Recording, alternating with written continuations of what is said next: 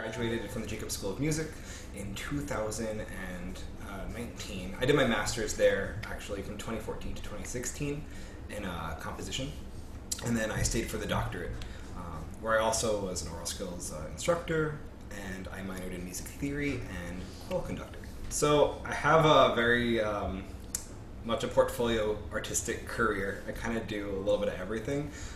Right after I finished my coursework and I defended my my orals, I actually got a job with Chicago Opera Theater as their Vanguard Emerging Opera Composer. And basically it's a paid residency position where I get to work with mentors, people in the business aspect of opera. I've been to New York City for a New Works opera forum. I have one-on-one coachings, and then I develop an hour-and-a-half long opera with the company as well as a shorter project. And I'm working with two librettists, one being Royce Fabric, who he's a Pulitzer Prize winner, and then Stephanie Fleischman, who also has worked with Houston Grand, amazing companies, and I get to collaborate with them because the company sponsors that. I do weekly score study, and then I get access to the Chicago Lyric as well, Chicago Opera Theater, and a few other companies. I also teach. I use my composition degree, and I actually teach at Xavier University. I teach oral skills, the whole sequence, and I teach actually beginner piano and voice at a music shop, just like 1 or 2 days a week.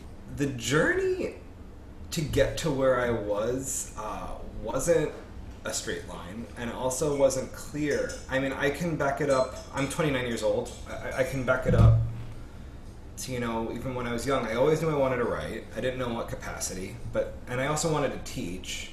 And I am doing both those things, but the way I got here was kind of, again, not a straight line. I thought I was going to teach public school, and then I kind of realized I would like to teach at like a collegiate level, and I can teach younger kids. That's always an option, which I am doing, but I do want to teach collegiate.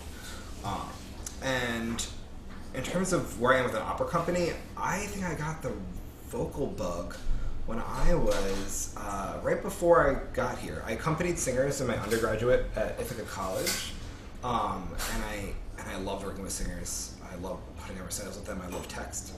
And then when I applied for my master's in a bunch of different schools, I knew Indiana University had this company, New Voices Opera. And I wanted to be a part of that, and I said, if I go there, I want to win that competition. I want to write an opera. I want that spot. And I mean, you never know. Nothing's ever sure. So I was putting my eggs on one basket. I also knew I want to work with like different mediums, so dancers and artists, and I knew that IU offered a lot of those things. So I said, you know what? If I do it, I'm going to say yes to everything. And I did. I did all of the student-run projects. And I didn't win my first 2 years for the competition, but my third year, when I started my doctorate, I won. And I got to write a 45-minute one-act opera. And from there, I was able to apply to different things. I got to work with Dominic Fiorio and sing in Notice, which kind of changed my life in more ways than 12. It opened up my door to my publisher. I'm published in G. Shermer with two of the top tier publishing series, Craig Hella Johnson and Dale Borland. And that wouldn't have happened if I didn't sing in Notice, get exposure to getting my recordings out there, and being able to work with Dominic, who also was really giving with his time and his experience.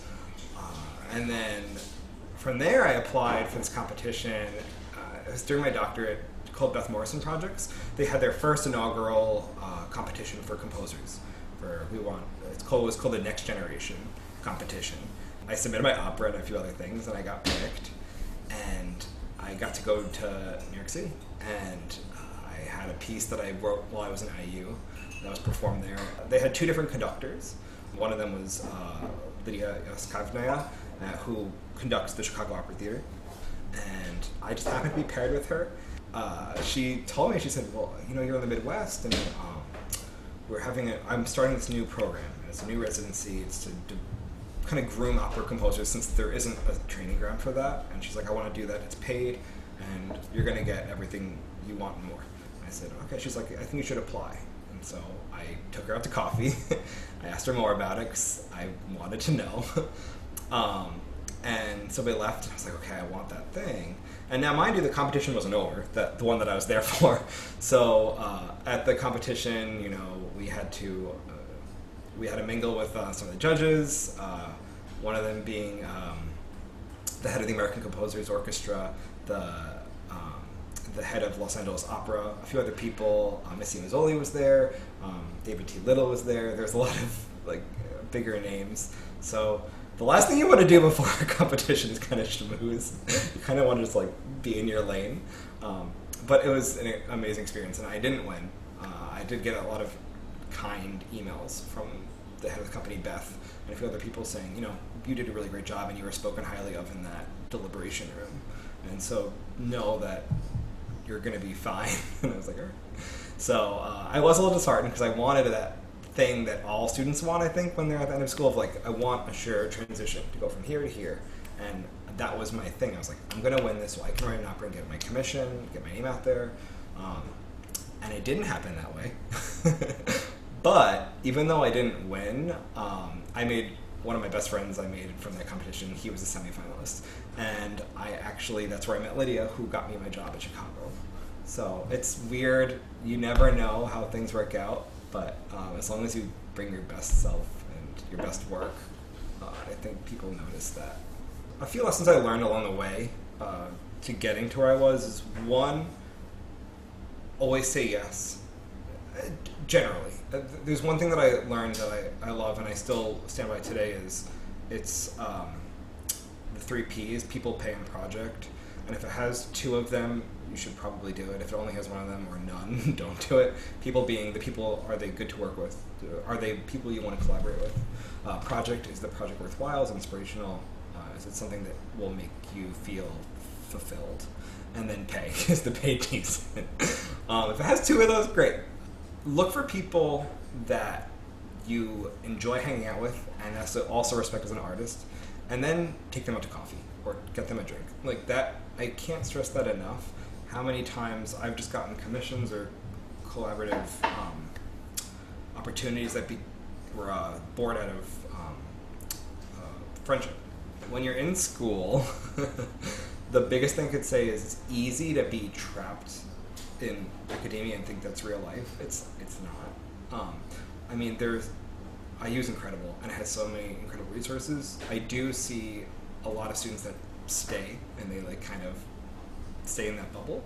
I made a point when I was an undergrad, master's, doctorate, a lot of the opportunities I would seek were outside of the school. So, I won the notice competition and I won that opera competition, but that was it. I didn't win all the heavy hitter Dean's Prize competitions. I was respected in the department, but my eyes were on creating a career outside. In our field, in the operating field, that we're kind of in a golden age because there's so many companies that are willing to commission right now. I think it's the stories, making the stories that are relevant, finding stories that are from people that haven't been told yet, more queer stories, more stories from people of different ethnicities and diversity, and that aren't the traditional tenor and leading female that dies or is hurt or is attacked or murdered.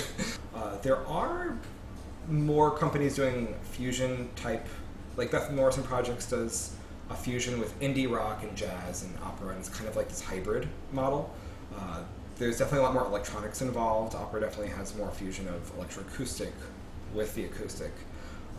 And now in pandemic, there was an opera written for Zoom. And I think using different spaces. I saw an incredible opera called, oh my gosh, I can't remember right now off the top of my head. But it was in Brooklyn at the Catacombs, the cemetery. They used the space, they used a local whiskey distillery to provide cocktails, and they had this trolley that took you from the main area to the performance space. It was just one of the most immersive performances I think I've ever been at. My name is Recio, and thank you for learning about my journey as a freelance artist.